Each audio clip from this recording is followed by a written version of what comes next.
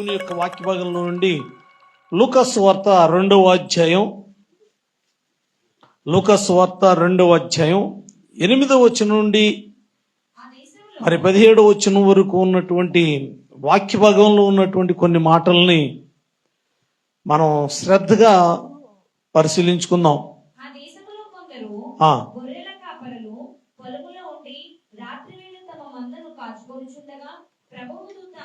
వారి యొద్దకు వచ్చి నిలిచెను.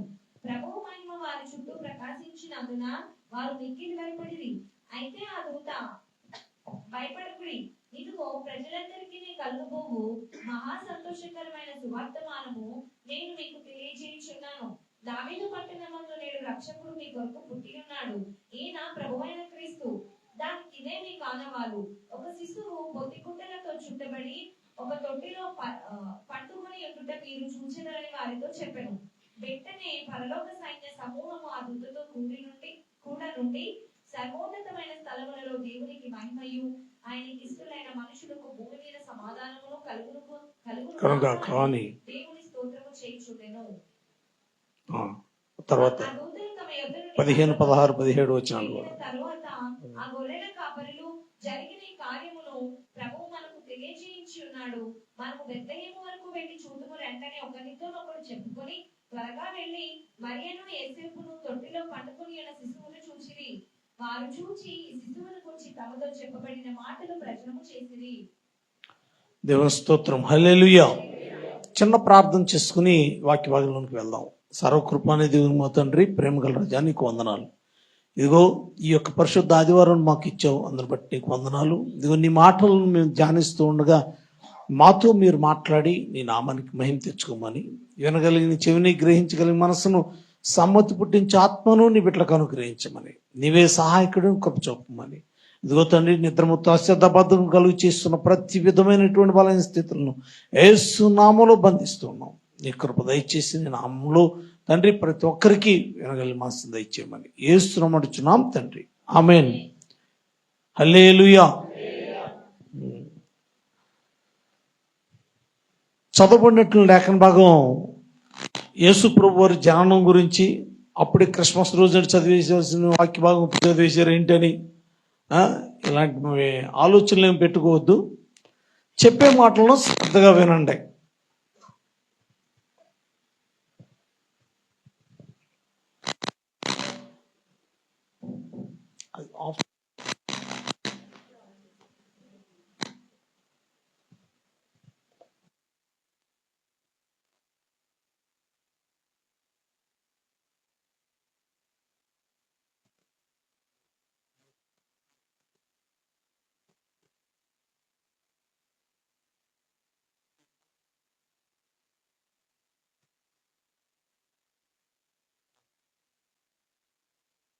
ఈ యొక్క చదవబడినటువంటి లేఖన భాగంలో ఉన్నటువంటి మాటల్లో 2వ వచనం దగ్గర నుంచి మనం 20వ వచనం వరకు చూసుకుంటే గనక అక్కడ జరిగినటువంటి ఆ యొక్క సందర్భం అంతా కూడా ఎవరి గురించి, ఎక్కడ, దేని గురించి అనేటువంటి విషయం చూస్తే గనక ఆ యొక్క గొర్రెల కాపరులైనటువంటి వారికిను దేవదూతకి మధ్య జరిగినటువంటి సంభాషణ స్థానం ఇది.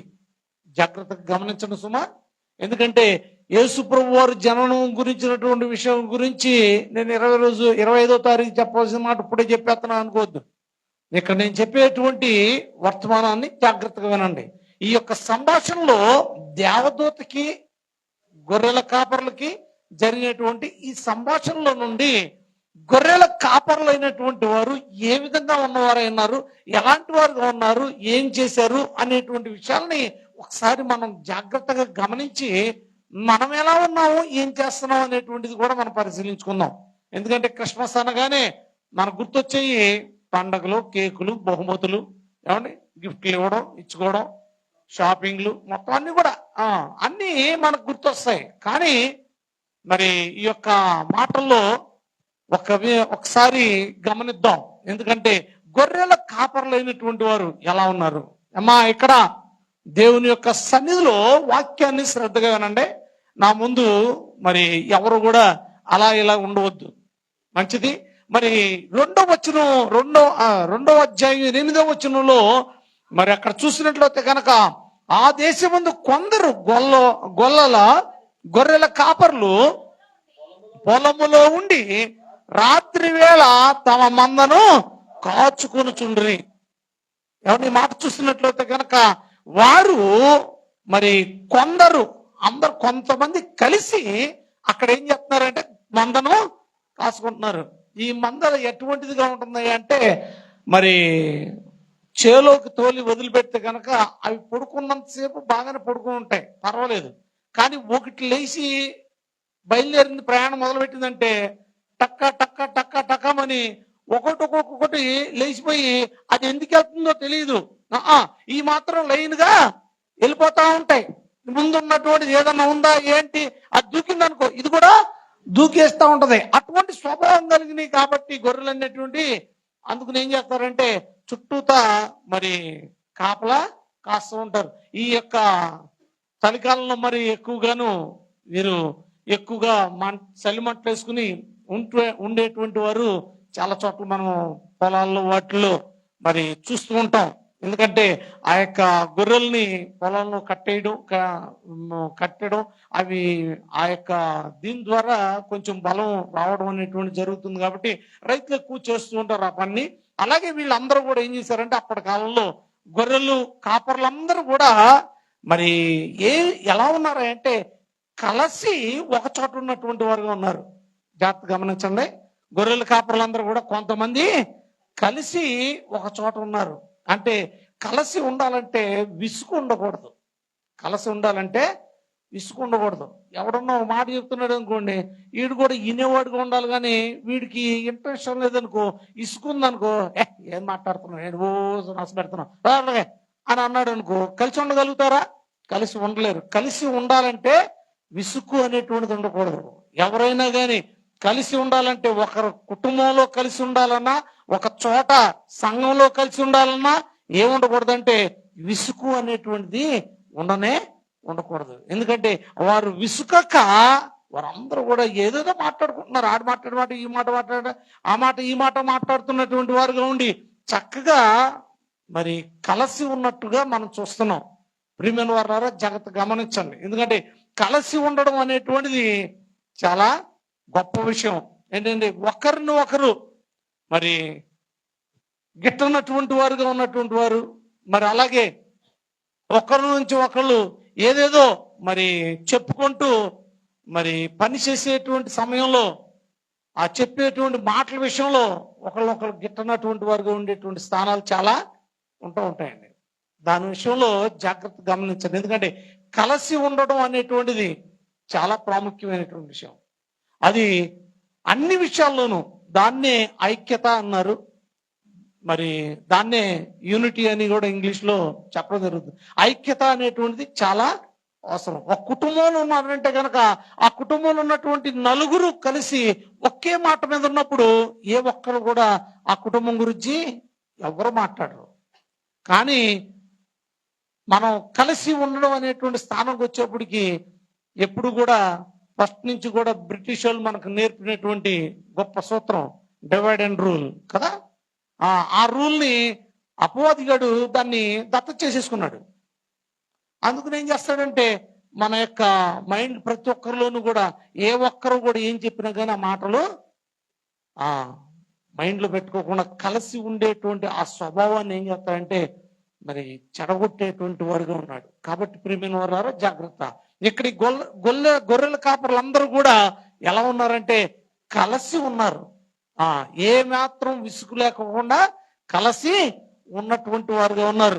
కలిసి ఉండటం అనేటువంటి దాని విషయంలో, కలిసి ప్రార్థన చేయడం విషయంలో గొప్ప మరి పట్టుంది. అలాగే కలిసి ఉండడం విషయంలో అపోస్తులైన పౌలు గారు మరి అనేక సంఘాలు స్థాపిస్తూ కూడా అపోస్తుల కార్యాలు 18:3 మాట్లాడుతూ అంటాడు కదా, అకుల ప్రిస్కిల్లలతో కలిసి ఆయన ఏం చేశాడంటే వారితో పాటు కలిసి ఏం చేశాడంటే మరి డేరాలు కుట్టుకుంటూ వారితో కలిసి సహజీవనం చేసినట్లుగా మనం చూస్తాం. వారితో కాపురం ఉండెను, వారి కలిసి పని చేయుచుండి. ఆయన ఎందుకంటే ఆ యొక్క విషయంలోకి వచ్చేప్పటికి ఆయనకేం తక్కువ కాదు. కానీ ఆయన ప్రతి స్థితిని కూడా దేవుని కొరకు విడిచిపెట్టాడు కాబట్టి ఆ యొక్క డేరాలు కుట్టుకునే వారితో సహా కలిసి ఆయన పని చేసినటువంటి వాడై ఉన్నాడు. దేవుని బిడ్డ జాగ్రత్త గమనించు. ఎందుకంటే కలిసి పని చేయడం అనేటువంటి విషయంలో మనం మొట్టమొదట తీసి పక్కన పెట్టాల్సింది ఏమిటంటే మనకున్నటువంటి హోదాను తీసి పక్కన పెట్టాలి, లేకపోతే మనకున్నటువంటి చదువును తీసి పక్కన పెట్టాలి, లేకపోతే మనకున్నటువంటి అంతస్తులను చూసి పక్కన పెట్టాలి, లేకపోతే మనకున్నటువంటి సందాలను గురించి తీసి పక్కన పెట్టాలి. అప్పుడే మనం ఎవరితోనైనా కలిసి పని చేయగలుగుతాం, ఎవరితోనైనా కలిసి మాట్లాడగలుగుతాం, ఎవరితోనైనా కలిసి ఉండగలుగుతాం. దేవుని స్తోత్రం, హల్లెలూయా. మరి అటువంటి మనసు దేవుడు మనకిచ్చునుగాక. ఎందుకంటే కలిసి ఉండడం అనేటువంటి స్థానం, నా మింగిల్ అవడం అనేటువంటిది చాలా అవసరం. అది క్రైస్తవ జీవితంలో మనం అలవర్చుకోవాల్సినటువంటి ఒక గొప్ప స్థానం అయి ఉంది మాటలు చెప్పాలంటే. ఎందుకంటే వాళ్ళందరూ కలిసి అక్కడ ఒక్క చోటే ఉన్నటువంటి స్థానంలో మరి గొప్ప కార్యాలను వారు తర్వాత మనం చూస్తూ ఉంటాం. ఎందుకంటే ఆ విధంగా కలిసి అపోస్తలుడైన పౌలు గారు ఎక్కడికి వెళ్ళినా కానీ అక్కడ ఉన్నటువంటి వారితో కలిసి మరి దేవుని యొక్క పని చేసి ఏం చేస్తూ వచ్చాడంటే సంఘాలని స్థాపిస్తూ వచ్చాడు. మంచిది. మరి లూకా సువార్త 2వ అధ్యాయం 10వ వచనం 11, 12 వచనాలు చూసినట్లయితే గనక భయపడకుడి, ఇదిగో ప్రజలందరికీ కలుగబోవు మహా సంతోషకరమైన సువార్తమానము నేను మీకు తెలియజేయుచున్నాను. దావీదు పట్టణమందు నేడు రక్షకుడు మీ కొరకు పుట్టి ఉన్నాడు, ఈయన ప్రభువైన క్రీస్తు. దానికి ఇదే మీ కానవాలు. చాలండి.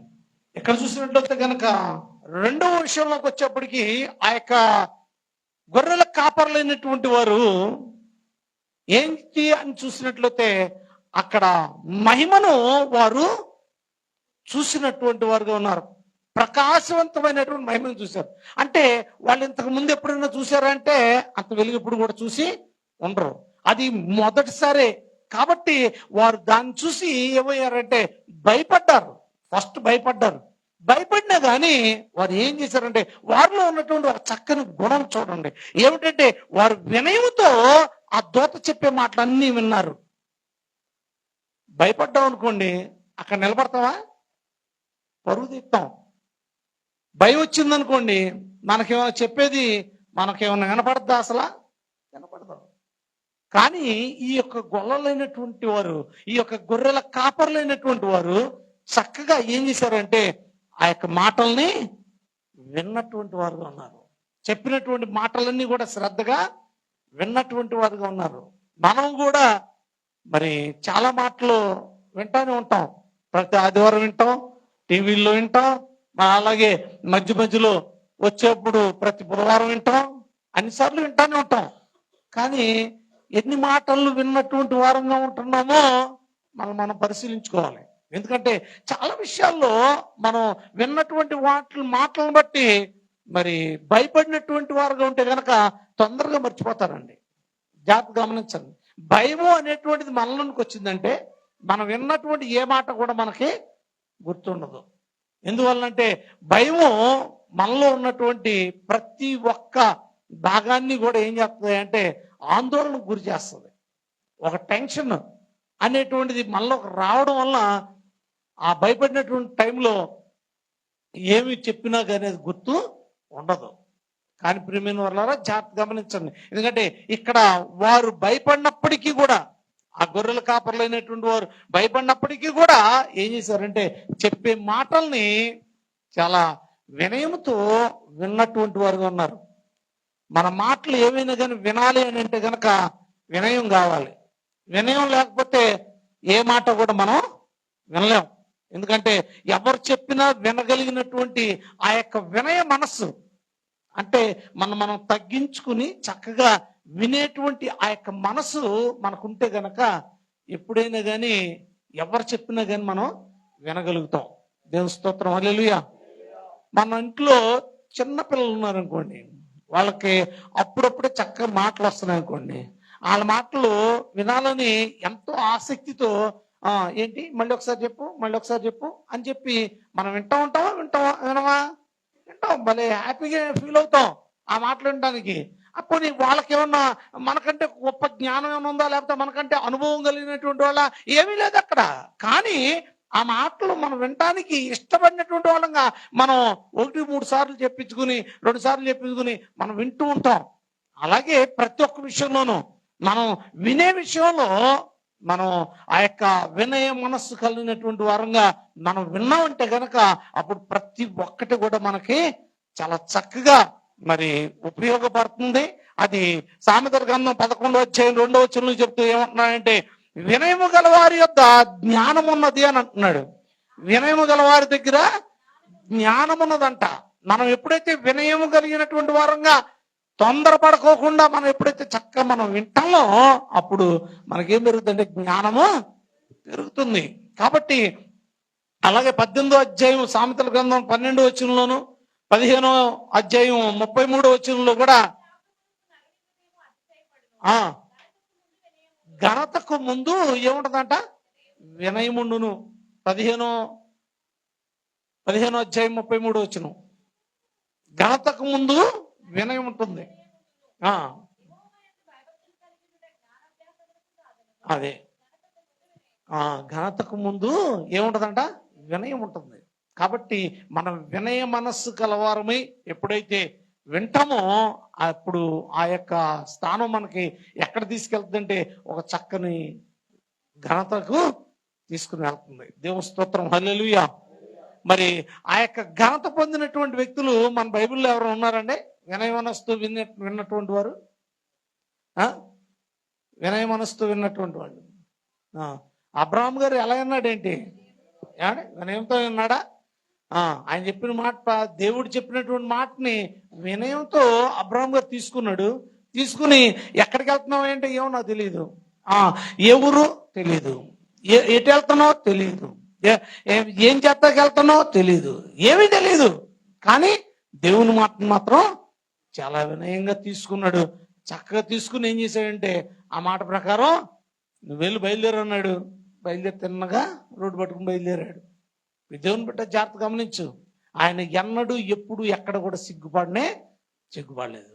దేవుడు ఆ వ్యక్తిని మరి ఎంతో ఉన్నతమైన స్థానంలో, అరే ఆఖరికి ఆది కాండం నుండి ప్రకటన గ్రంథం వరకు కూడా ఆ అబ్రాహాముని గురించినటువంటి మాట లేకుండా ఎక్కడ కూడా పూర్తిగానే కానటువంటి స్థానంలో ఆ వ్యక్తిని ఉంచాడు.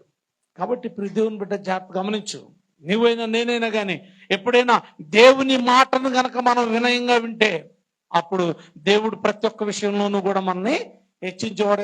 అందుకని ద్వితీయోపదేశకాండం ఆ మాట చూడండి, 21వ అధ్యాయం 18వ వచనం. ఒకడు తల్లిదండ్రుల మాటను వినయముతో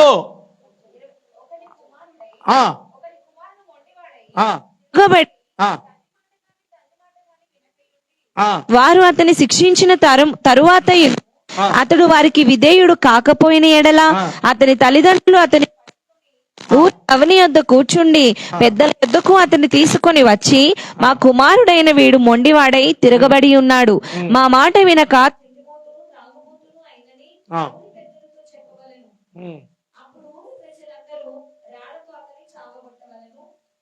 చాలండి. ఈ ధర్మశాస్త్రం ప్రకారం అండి బాబు, ఇది తల్లిదండ్రుల మాట గనక ఎవరన్నా కొడుకు వినకపోతే ఏం చేయమంటున్నాడు? రాళ్లతో కొట్టి చమ్మంటున్నాడు. మరి ధర్మశాస్త్రం ప్రకారం తల్లిదండ్రుల మాట కొడుకులు వినకపోతే కనుక ఇప్పుడు కనీసం రాళ్లతో కాదు కదా, చేత్తో కొడితేనే ఒప్పుకోట్లా. చేత్తో కొడితేనే ఒప్పుకోవట్లేదు. ఒప్పుకోకుండా అయితే సరే అయితే నేను ఇంట్లోంచి పోతానని చెప్పి వెళ్ళిపోతున్నారు. రకరకాలైనటువంటి మరి పనులు చేస్తూ ఉన్నారు. ప్రేమైన వారు జాగ్రత్త గమనించండి. ఎందుకంటే మనం ఈ యొక్క వినకపోవడం అనేటువంటి స్థానంలో, తల్లిదండ్రుల మాట వినకపోవడం అనేటువంటి విషయంలో మరి దేవుని యొక్క వాక్య భాగం చాలా మాటలు చెప్తోంది. ఎందుకంటే ఆ యొక్క వినటం, వినయము కలిగినటువంటి వారంగా, లోబడినటువంటి వారంగా దేవుని యొక్క మాటనే కాదు, అలాగే తల్లిదండ్రుల మాటను కూడా మనం వినవలసిన వారమే ఉన్నాం. అందుకని యేసు ప్రభు వారు విషయంలో చూస్తే ఆయన గురించి రాస్తూ ఏమంటున్నాడా అంటే, మరి ఆ యొక్క పెద్దల దయందును దేవుని దయందును మనుషుల దయందును అతడు వర్ధిల్లుతూ వచ్చెను అని మాట్లాడతారు అక్కడ.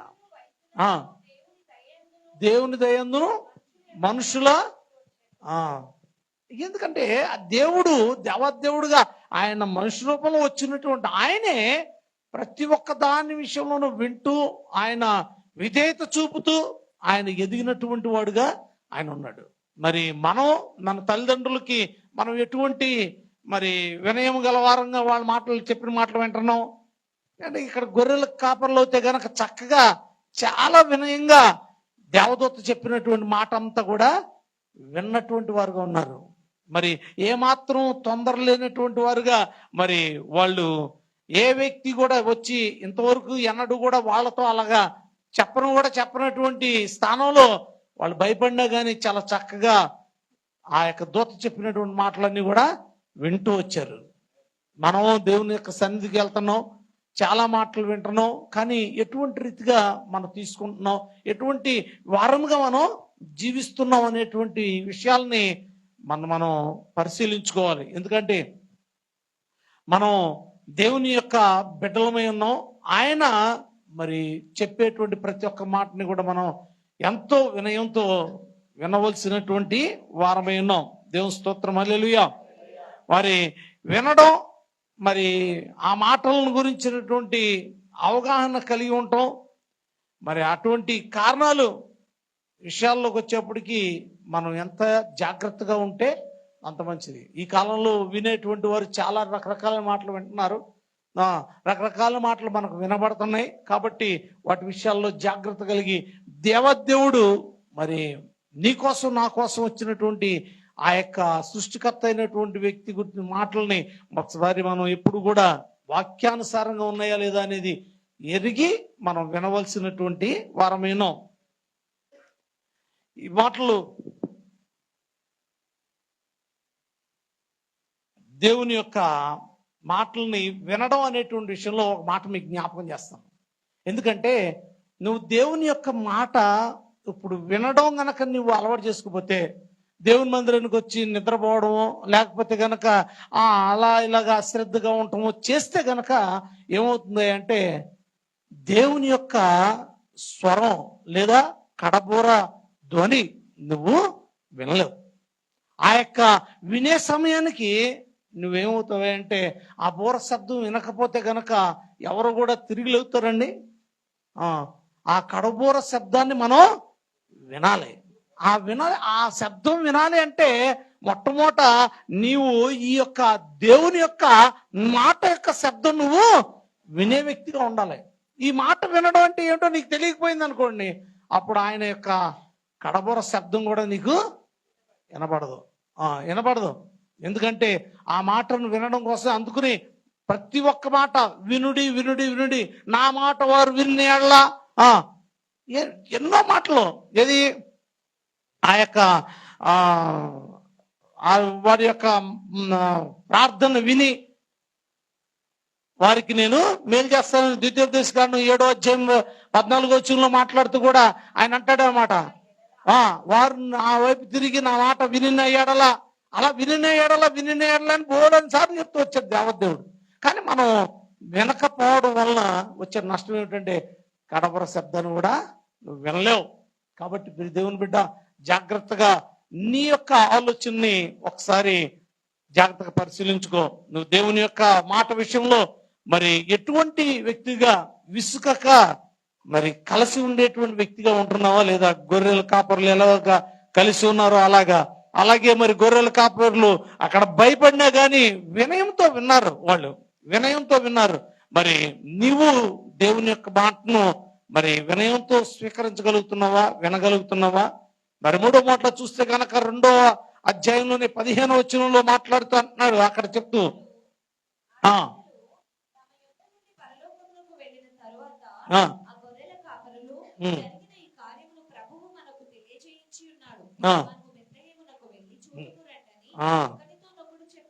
చాలు.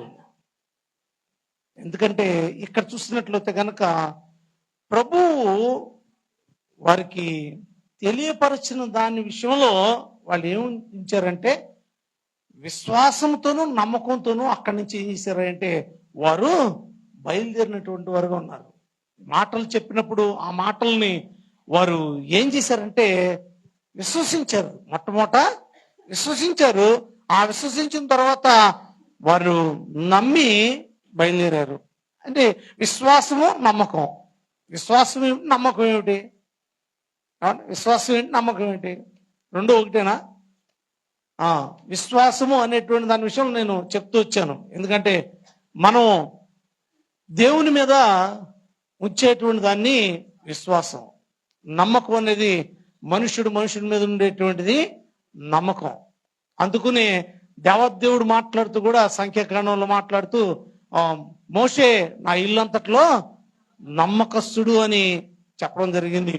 12వ అధ్యాయం 7వ వచనంలో మాట్లాడుతూ. అలాగే మరి ఇంకా నెహెమీయా గ్రంథంలో కూడా ఇద్దరు గురించి ఆ యొక్క నమ్మకత్వంలో మాట్లాడుతూ హనన్యా అనేటువంటి వ్యక్తితోటి, అలాగే అబ్రాహామును గురించి కూడా నెహెమీయా గ్రంథంలో వారు నమ్మకస్తులు అనేటువంటి మాటను దేవదేవుడు స్వయంగా చెప్పడం జరుగుతూ వచ్చింది. ఎందుకు ఈ మాట జ్ఞాపకం చేస్తున్నానంటే, మనం దేవుని యొక్క విశ్వాసులుగా మనం ఉన్నాం, విశ్వాసం ఉంచాం, కానీ ఆయన నమ్మకస్తుడు ఈ వ్యక్తి అని చెప్పగలిగినటువంటి వారంగా మనం ఉంటున్నామా? ఇప్పుడు ఎందుకంటే దేవదేవుడు ఆయన యొక్క వాక్కులో చెప్పబడినట్లుగా ఈ వీళ్ళైతే విన్నారు. వినగానే ఏం చేశారంటే దేవుడి మాటను విశ్వసించి ఆ యొక్క మనుషులుగా నమ్మి ఏం చేశారంటే ఆ ప్రదేశానికి వెళ్ళడానికి బయలుదేరారు. నమ్మి బయలుదేరారు. ఇప్పుడు వాళ్ళకి ఇంతవరకు అలాంటి మాట ఏమి అన్నటువంటి వాళ్ళు కాదు. మనం అయితే కనుక చాలా సార్లు దేవుని యొక్క వాక్యాన్ని చాలా ఆదివారాలు వింటున్నావు కదా, అమ్మా నువ్వు బాప్తిసం తీసుకోలేదు కదా, బాప్తిసం తీసుకోమంటే వెనకాడతావు. లేకపోతే కనుక అయ్యా బాప్తిసం తీసుకోమంటే వెనకాడతావు. అప్పటికి సంవత్సరం నుంచి బంధనానికి వస్తున్నావు, సంవత్సరం నుంచి దేవుని మాటలు వింటున్నావు, కానీ దేవుని యొక్క రక్షణ విషయంలో మాత్రం అయ్య బాబాయ్ కుదరదండి అని అంటావు. దేవుడు అంటే విశ్వాసం, దేవుడు అంటే నమ్మకం, దేవుడు అంటే భయం, దేవుడు అంటే అన్నీ ఉన్నాయి, కానీ ఆయన్ని అంగీకరించడం అంటే మాత్రం చాలా దూరం.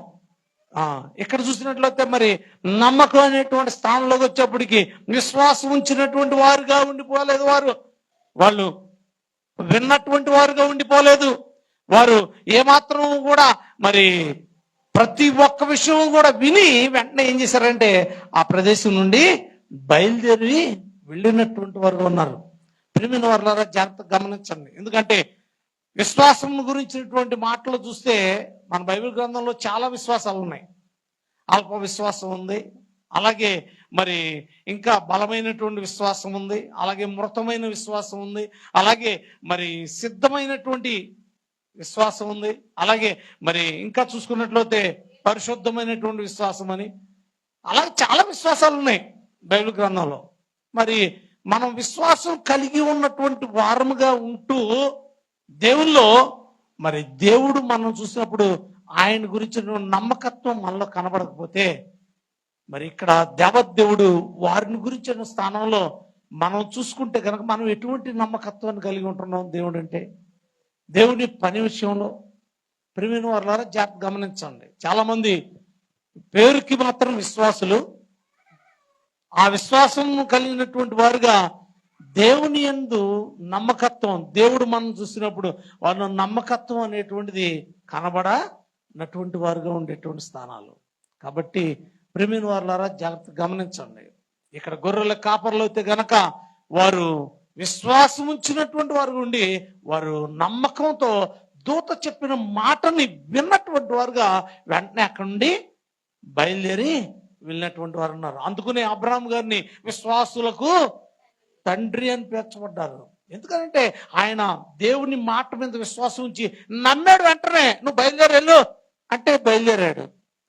ఇదిగో అమ్మ పరిశుద్ధాత్మ దేవుడు నాకు తెలియపరిచాడు, ఇదిగో పెద్ద చెరువు ఉంది, ఆ చెరువులో మరి అయ్యగారు నాకు బాప్తిసం ఇవ్వడం కనపడింది అని చెప్పినటువంటి వాళ్ళు నా ముందు చాలా మంది ఉన్నారు, కానీ ఇంకా బాప్తిసం తీసుకోవాలి. వాళ్ళు దేవుడు వాళ్ళకే చెప్పాడు, కానీ వాళ్ళు మాత్రం ఇంకా బాప్తిసం తీసుకోకుండా ఉన్నటువంటి వాళ్ళు చాలా మంది ఉన్నారు. కాబట్టి ప్రియమైన వాళ్ళ జాగ్రత్త. ఎందుకంటే దేవుడు మనకు తెలియపరిచినప్పుడు మరి ఆ యొక్క పని వెంటనే చేసినప్పుడు మనం నమ్మకస్తులు అవుతాం. ఒక తండ్రి విషయంలోకి వచ్చేప్పటికి ఒక పని చెప్తే ఆ పని చేసినటువంటి వాడిని నమ్మకస్తుడు అంటాడు, కానీ చేయనటువంటి వాడిని నమ్మకస్తుడు అంటాడా? అనరు. అలాగే ఎప్పుడైనా దేవదేవుడు మనకు చెప్పిన పనిని మనం ఎప్పుడు వెంటనే చేస్తామో అప్పుడే మనం నమ్మకస్తులు అవుతాం. అది ఈ విషయంలో ఈ యొక్క గొర్రెల కాపరుల దగ్గర మనం చూస్తున్నాం. ఎందుకంటే ఇదిగో అక్కడ బెత్లెహేంలో ఇదిగో దేవుని కుమారుడు ఇలాగ పొత్తిగుడ్లతోటి చుట్టబడి ఉంటాడు, ఇలా పుట్టాడు అని చెప్పగానే వీళ్ళందరూ ఏమనుకున్నారంటే పద మనం కూడా వెళ్ళి చూసొద్దామని చెప్పి వెంటనే బయలుదేరారు. ఆ మాట మీద నమ్మకం ఉంచి బయలుదేరారు. మనం కూడా బయలుదేరుతాం, ఎందుకంటే క్రిస్మస్ కదా. ఏమండి, అక్కడ ఒక చీర కొంటే ఇంకొక చీర ఫ్రీ అంటేనో, లేకపోతే మా పిల్లలు అయితే కనుక ఓ డ్రెస్ కొంటే ఇంకో డ్రెస్ ఫ్రీ అంటేనో ఎవరో చెప్పారు అనుకోండి, మనం వాళ్ళ మాట మీద నమ్మకం వెళ్ళిపోవా? ఏసు రక్తం ఏమన్నా ఎక్కడ వెళ్తాం, వెళ్ళవా? వెళ్ళిపోతారు. ఎందుకు వెళ్ళరు? ఫ్రీ అంటే మొన్న ఎవరో షాపింగ్ మాల్ లేదు ఓపెనింగ్ అప్పుడంట మొత్తం తొక్కిసలాట్లోనే పాపం చాలా మంది దెబ్బలు తగిలినాయంట. ఫ్రీ అన్నారు అని చెప్పి గబా పరిగెత్తుకెళ్ళి లైన్లో నుంచి పడిపోయి దెబ్బలు కొట్టుకుని. నిజమే, మనం చాలా నమ్మకం ఉంచుతాం, కానీ మరి దేవుని యొక్క మాటలను వింటున్నటువంటి నీవు దేవుని మీద ఎంత నమ్మకంతో దేవుని పనిని చేస్తున్నావు? లేకపోతే సంఘంలో నీ పని నువ్వు ఎంత కరెక్ట్గా చేయగలుగుతున్నావు? ప్రియమైన వారలారా, జాగ్రత్త గమనించండి. ఒక ఉద్యోగి ఒక పనికి కుదిరిన తర్వాత ఆ పని చేసేటువంటి ఆ వ్యక్తి నెలంతా కష్టపడి పని చేస్తారు. ఏమండి, నెలంతా కష్టపడి పని చేస్తా చేయరా ఉద్యోగం? నెల తర్వాతైనా జీతం ఇచ్చేది? నెల తర్వాత జీతం ఇచ్చేది, ముందు ఇచ్చేస్తాడు మీకేమన్నా? ఎవరికెవరుగా నెలంతా మరి ఎంత నమ్మకంగా చేస్తారు మీరు? ఇస్తాడనేగా. ఎవరు అనరేంటి? ఏసు రక్తం చేయం ఇస్తాడనే నమ్మకంతో మనం పని చేస్తాం. మరి యేసయ్య విషయంలోకి వచ్చేప్పటికి నీకు చాలా నమ్మకం, విశ్వాసం ఉంది, కానీ యేసయ్యని నమ్మేటువంటి ఆ స్థానం మాత్రం నీలో కనపట్ల. ఆయన నమ్మితేనే నీకు ఇచ్చేది. నువ్వు ఎంత విశ్వాసం ఉంచుకున్నా ఏం ప్రయోజనం లేదు. నీ విశ్వాసం ఎంత కేజీలు నీ గడి దగ్గర ఉన్నా ఉపయోగం లేదు. ఆయన నిన్ను నమ్మాలి. ఆయన నిన్ను నమ్మాలంటే కనుక నీలో ఉన్నటువంటి విశ్వాసం క్రియారూపకంగా పరీక్షించబడినప్పుడు అప్పుడు వస్తుంది ఆయనకి నీలో నమ్మకం. నీకు అప్పగించినటువంటి పని ఏమిటి? నీ కుటుంబంలో ఉన్నటువంటి నీ కొడుకులు రక్షణ పొందడం నీకు అప్పగించిన పని. నీకు ఇంట్లో ఉన్నటువంటి నీ అత్తగారు రక్షణ పొందడం నీకు అప్పగించిన పని. నీ ఇంట్లో ఉన్నటువంటి నీ భర్త రక్షణ పొందడం నీకు అప్పగించిన పని. నీ ఇంట్లో ఉన్నటువంటి నీ యొక్క రక్త సంబంధికులు రక్షణ పొందడం నీకు అప్పగించిన పని. నువ్వు ఆ పని మాత్రం చేయు. ఆయన మాత్రం అయ్యా నీ మీద నేను చాలా విశ్వాసం ఉంచాను, నువ్వు ఈ కార్యం చేయి, ఆ కార్యం చేయి, ఈ కార్యం చేయని మనం ఎన్నో అడుగుతూ ఉంటాం ఆయన్ని. మనం మాత్రం నమ్మకస్తులుగా ఆయనకి ఎక్కడ కూడా కనపట్ల. ఇదో నేను అప్పగించిన చిన్న పని ఆమె ఏమి చేయట్లా. ఒక్కరోజు కన్నీరు గార్చింది లేదు, ఒక్కరోజు ప్రార్థన చేసింది లేదు, ఒక్కరోజు నన్ను బతిమాలింది దీని విషయంలో లేదు. ఎన్నో విషయాలు అడుగుతుంది, కానీ ఈ విషయంలో మాత్రం అడగట్లేదు. ఆమెకి నేను అప్పగించిన పని నమ్మకం లేదు. ఒకడు దూరదేశం వెళ్తూ, మన బైబిల్లో చాలా ఉపమానాలు కూడా ఉన్నాయి.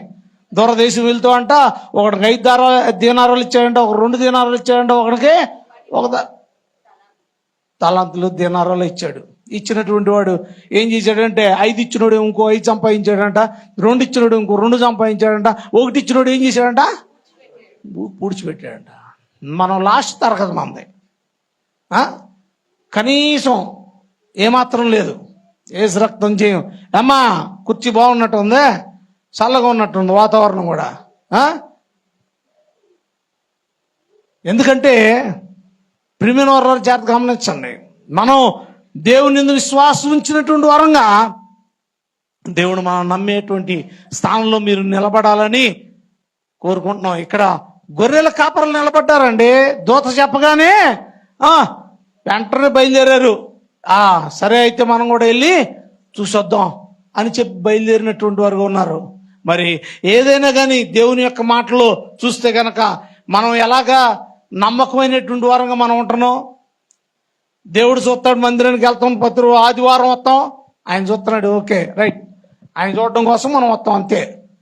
అంతేగాని వేరే దేనికి కాదు. దేవుని బిడ్డ జాగ్రత్త గమనించు. ఏ విషయంలో అయినా కానీ నువ్వెంత నమ్మకస్తురాలుగా దేవుని సన్నిధిలో ఉంటున్నావు అనేటువంటిది చాలా అవసరం. ఆ విషయాన్ని గమనించండి. ఎందుకంటే మనలో ఎంత వినయం ఉన్నా, లేకపోతే కనుక ఎంత చక్కగా వింటున్నటువంటి వారంగా మనం ఉన్నా, ఏమున్నా కానీ మనం ఎంత నమ్మకస్తులుగా ఉంటున్నాం అనేటువంటిది దేవుడు మన పక్షాన చూస్తున్నాడు. ఎందుకంటే మనకి ఇవ్వబడినటువంటి ప్రతి ఒక్క దాని విషయంలోనూ కూడా నమ్మకస్తులుగా దేవుని సన్నిధికి ఏ విధంగా తీసుకుని వచ్చి దేవుని సన్నిధిలో దేవునికి ఇస్తున్నాం అనేటువంటిది కూడా మన దేవుడు మన పక్షాన చూస్తూ ఉన్నటువంటి వాడిగా ఉన్నాడు. కాబట్టి దేవుని బిడ్డ జాగ్రత్త గమనించు. వారు విశ్వాసం ఉంచారు, విన్నారు, చక్కగా వారు నమ్మి వెంటనే ఏం చేశారయ్యా అంటే 16వ వచనం చూసినట్లయితే కనుక వారు విధేయులై వెళ్ళారు. వారు విధేయులై అక్కడికి వెళ్ళినట్లుగా మనం చూస్తాం. ఎందుకంటే విని విశ్వాసం ఉంచి వాళ్ళు ఊరుకోలేదు. వెంటనే అక్కడి నుంచి ఏం చేశారంటే బయలుదేరి అక్కడికి వెళ్ళినట్లుగా మనం చూస్తున్నాం. వాళ్ళు ఉన్న స్థలానికి, వాళ్ళు వెళ్ళినటువంటి ప్రాంతానికి మరి చాలా దూరమే. కానీ వాళ్ళు ఏం చేశారా అంటే వెంటనే మాట విని బయలుదేరి వెళ్ళినట్టుగా ఉన్నారు. ప్రియమైన వారు జాగ్రత్త గమనించండి. దేవుని యొక్క మాట విన్నప్పుడు నువ్వు వెంటనే దానికి స్పందించి, ఎప్పుడైతే దాన్ని నిన్ను నువ్వు సరి చేసుకోవడం కానీ, లేకపోతే నిన్ను నువ్వు బాగు చేసుకోవడం కానీ, లేకపోతే నువ్వు విడిచిపెట్టవలసిన దాన్ని విడిచిపెట్టే విషయంలో కానీ వెంటనే దాన్ని చేసినట్లయితే గనక నీకెంతో మేలు కలుగుతుంది. ఇక్కడ మీరు వెంటనే విన్న తర్వాత సర్లే రేపు చేద్దాం, రేపు వెళ్దాంలే, లేకపోతే తెల్లారిన తర్వాత మనం బయలుదేరదాంలే అని వీళ్ళేమనుకోలా. వీళ్ళు తెలియపరచగానే వెంటనే వాళ్ళు బెత్లెహేముకి వెళ్ళినట్లుగా మనం చూస్తాం. మనకైతే చాలా ప్లాన్లు ఉంటాయి, చాలా ఉంటాయి. కానీ దేవుని మాట విషయంలో వినగానే ఎప్పుడైతే విధేయత చూపుతావో, ఆ మాటకి ఎప్పుడైతే విధేయత చూపుతావో, అమ్మా ఇదిగో ఇక్కడ ఉపవాస ప్రార్థన జరుగుతున్నాయి, నువ్వు ఇదిగో ఈ సమయానికి వచ్చేస్తావు, నీకు తెలుసు కాబట్టి 1 గంట దేవుని సన్నిధిలో గడపడానికి రామ్మా అంటే అబ్బాయి ఆ మాటకు విధేయత చూపించేటువంటి వాళ్ళు కనపట్ల. లేకపోతే ఇదిగో నువ్వు ఈ రీతిగా ఉన్నావు కాబట్టి ఇదిగో దేవుడి కార్యం చేస్తానన్నాడు, ఇదిగో వారం రోజులు దేవుని సన్నిధిలో ఉపవాస ప్రార్థన చేయి అని చెబితే ఆ మాటని విధేయతతో స్వీకరించేవాళ్ళు కనపట్టలేదు. చాలా బిజీ, అంత బిజీయే, అంత రెస్ట్. ఇప్పుడు రెస్ట్ తీసుకోకపోతే ఆ 2 గంటలే రెస్ట్. ఆ 2 గంటలు ఏంటి రెస్ట్ అంటే మంచం మీద పడుకొని సెల్ ఫోన్ చూడడం, లేకపోతే టీవీ చూడడం ఎదురుగుండా, అది రెస్ట్. అంతకంటే రెస్ట్ ఏమి లేదు, టైం వేస్ట్. అంతకంటే వేరేదేమీ లేదు. వాళ్ళకి ఎవరు చెప్పలేరు. ఇంకా వాళ్ళకి కలిగి చేస్తే దేవుడు తప్ప వాళ్ళు ఎప్పుడు విధేయత చూపరు. ఎక్కడైతే కనుక వాళ్ళు విధేయత చూపి వెంటనే బయలుదేరిపోయారంట. ఎఫెసీయులకు రాసిన పత్రిక 6వ అధ్యాయం 1వ వచనంలో ప్రతి విషయమందును తల్లిదండ్రులకు విధేయులై ఉండుడి అని మాట్లాడుతున్నాడు అక్కడ. అలాగే ఫిలిప్పీయులకు రాసిన పత్రిక 2వ అధ్యాయం 8వ వచనంలో అంటున్నాడు, యేసయ్య తండ్రి మాటకు విధేయత చూపినటువంటి వాడుగా ఉన్నాడు కాబట్టే ఆయన తను తగ్గించుకున్నటువంటి వాడుగా ఉన్నాడు అని మాట్లాడుతున్నాడు. మనకి ఎందుకంటే ఎన్ని కావాలంటే అన్ని మాటలు ఉన్నాయండి విధేయత గురించి దేవుని మాటలో, కానీ మనం మాత్రమే విధేయత చూపించాం. ఒక్క విషయాన్ని మీకు జ్ఞాపకం చేస్తాను. విధేయత అంటే గనక నోహు పెద్ద ఓడను తయారు చేసేసి ఇంకా వర్షం స్టార్ట్ అవగానే డోర్ దగ్గరికి వెళ్ళి అన్నిటినీ ఒకసారి లోపలికి రమ్మని ఆయన గట్టిగా వెళ్ళి అడవిలోకి వెళ్ళి ఒక్కొక్కదాన్ని పేరు చెప్పి పిలవలా. ఎప్పుడైతే తలుపులు తెరిచాడో, తలుపులు తెరవగానే ప్రతి ఒక్క జంతువు రెండు గాడికి పడవలోకి వచ్చేసినాయంట. ఏమండి, ఎవరి మాట అయినా ఇయ్యి దేవుని మాట చక్కగా ఉన్నాయండి. గాడి తిందండి, కాకి ఇందండి, ఏమంటే చేప ఇందండి, సముద్రం ఇందండి, అన్నీ ఉన్నాయి. కానీ విన్నటువంటి ఎవడంటే ఈ మనిషే. ఆయన చెప్పిన మాటలన్నీ కూడా జంతువులుగా ఆయన సృష్టించినటువంటి ప్రతి ఒక్కటి విన్నాయి. ఆయన ప్రేమించి ఆయన చేతులతోటి ఆయన రూపంలో చేసుకున్నటువంటి ఈ మనుషుడు మాత్రం ఇగో ఇంత పెద్ద గ్రంథం ఇచ్చినా కానీ రెండో, ఎన్ని మాటలు చెప్పినా కానీ ఎండో వాడి పని ఆడే చేసుకుంటూ పోతా ఉంటాడు అంతే. ఆడికి ఏది నచ్చితే చేసుకుంటూ పోతాడు అంతే. దేవుని బిడ్డ జాగ్రత్త గమనించు. ఈ కాలంలో ప్రతి కుటుంబంలోనూ కూడా ఎంతో మంది ఉన్నారు, ఎంతోమంది పిల్లలు ఉన్నారు, యవనస్తులైనటువంటి పిల్లలు ఉన్నారంటే కనుక ఈ కాలంలో అసలు ఏం చెప్పలేకపోతున్నాం. ఆ తల్లిదండ్రుల మాటకి విధేయత చూపడం అనేటువంటి స్థానం వాళ్ళలో ఎక్కడ కనబట్టలేదు. కాబట్టి ఇప్పుడు దేవుని బిడ్డలారా జాగ్రత్త గమనించండి. మీ ఆలోచనలు మీ తలంపులు కంటే ఓ మాటను నోట్ చేసుకోండి అందరూ కూడా. 1 పేతురులో 1వ అధ్యాయం 2వ వచనం, 1వ అధ్యాయం 16వ వచనం, 1వ అధ్యాయం 23వ వచనం, ఈ యొక్క వచనాలన్నీ 1వ అధ్యాయంలోనే. ఈ యొక్క మాటలన్నీ కూడా ఆయన పేతురు గారు విధేయత గురించి రాస్తూ చాలా చక్కగా రాస్తాడు. గొర్రెల కాపర్లైనటువంటి వారు విధేయతలై అక్కడికి వెళ్ళారు. మనం ఎటువంటి విధేయతను మనం దేవుని యొక్క సన్నిధిలో మనం కలిగి ఉంటున్నాం, చూపిస్తున్నాం. దేవుని మాటకి ఎంత విధేయత చూపుతున్నటువంటి వారమై ఉన్నాం గమనించండి. ఎందుకంటే వారు వెంటనే అక్కడి నుంచి వెళ్ళి అక్కడ ఆయన్ని చూసిన వారై ఉన్నారు, విశదీకరించి ఆయన్ని చూసినటువంటి వారై ఉన్నారు. అలాగే చూడడం ఒకటే కాకుండా వాళ్ళు ఏం చేశారంటే విజయంతో ప్రకటించినటువంటి వారుగా ఉన్నారు. ఏం చేశారు? తర్వాత ప్రకటించారు. వాళ్ళు వెంటనే కాకోకుండా, వాళ్ళు చూడటమే కాకోకుండా వీళ్ళు ఏం చేశారంటే ప్రకటించారు. మనం వింటున్నాం కానీ ఏ విధంగానూ ప్రకటించట్లేదు, ఎవరికి కూడా చెప్పటం లేదు. మన జీవితంలో దేవుడు ఎన్నో గొప్ప కార్యాలు చేసినా కానీ ఏ గొప్ప కార్యం గురించి ఎవరికి కూడా చెప్పేవారంగా మనం ఉండలేదు. గొర్రెల కాపర్లు అయితే కనుక చూడగానే దూత చెప్పిన మాటను విన్నారు, వినగానే ఏ ఆలస్యం చేయకుండా గబగబా వెళ్ళారు. వెళ్ళగానే మరి అక్కడ చూశారు. చూసినటువంటి వాళ్ళు నెమ్మదిగా ఉండకోకుండా బయటకు వచ్చి అందరికీ చెప్పడం మొదలెట్టారు. ఏమండి, మన ఇంట్లో వాళ్ళకి మనం చెప్పడమే కొంచెం చాలా కష్టం. ఎరా అబ్బాయి, ఈరోజు ఆదివారం కదా మందిరానికి రారా అంటే చాలాసార్లు వెళ్ళు అని చెప్పి ఎదురు మాట్లాడేటువంటి వాళ్ళు చాలా మంది ఉన్నారు. చెప్తే వినరు కదా అని చెప్పి చెప్పడమే మానేసినటువంటి తండ్రులు చాలా మంది ఉన్నారు. కాబట్టి మనం నానక దేవుని మాటను వారికి చెప్తూనే ఉండాలి. చెప్పవలసినటువంటి వారం విన్నాం. కాబట్టి ఇప్పుడు దేవుని బిడ్డ జాగ్రత్త గమనించు. ఎప్పుడైతే నువ్వు చెబుతావో అప్పుడే వారి హృదయంలో ఏదో దేవుని యొక్క మాట నాటబడుతుంది. ఈ గొర్రెల కాపర్లు అయితే కనుక ఏమీ మాట్లాడుకోకుండా మొట్టమొదట వాళ్ళు కలిసి ఉన్నటువంటి వారుగా ఉన్నారు. రెండోది వారి దేవుని యొక్క మాటను వినయంతో విన్నటువంటి వారుగా ఉన్నారు. మరి అలాగే తర్వాత వారు విశ్వసించినటువంటి వారుగా ఉన్నారు, నమ్మకం ఉంచారు. ఆ తర్వాత ఏం చేశారంటే చెప్పిన మాటని ముందు తర్వాత వెళ్ళారు, విధేయత చూపించి వెళ్ళారు, అక్కడ చూశారు, తర్వాత వాళ్ళు ప్రకటించారు. ఎన్ని మాటలు కూడా గొర్రెల కాపరులు చేశారు, మనం మాత్రం ఏ ఒక్క పని కూడా మనం చేయట్లేదు. నా మాటలు నేను ముగిస్తున్నాను. ఆఖరి మాటలు 2వ అధ్యాయం 19వ వచనంలో తమ హృదయముల్లో